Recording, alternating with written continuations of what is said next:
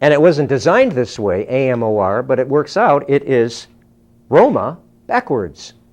Roma as in the Roman Church.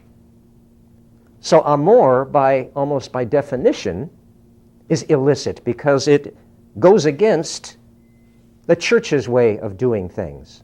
In medieval times, and in all times up till medieval times, marriage was an arranged affair.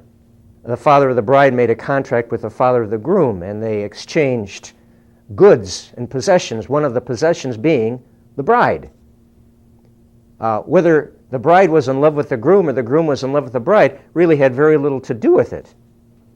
But the Church sanctioned this arrangement.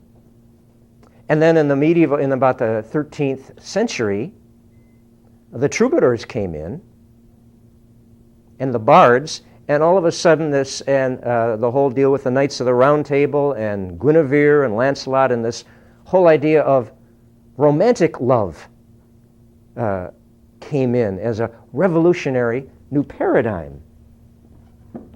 Revolutionary in the sense of, some people were saying, we want to marry who our heart desires, not who our Father desires for us as a business contract that is then legitimized by the Church. So these troubadours, they were regarded by most of the villages and towns that they visited as outlaws. They were against what the Church was promoting, marriage by family arrangements.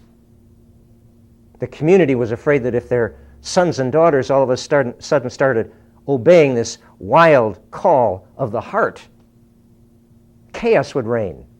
The stability of the community would crumble.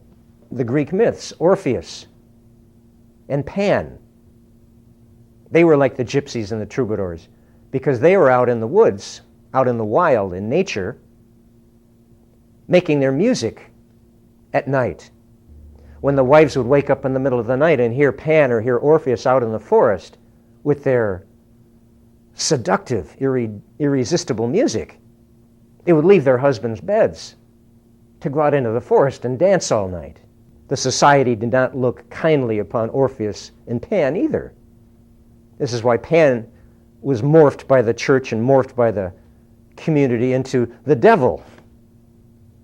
They regarded these gods as devilish characters, creating chaos with their call of the wild, with their call of romantic love, rather than these arranged marriage, these business contracts.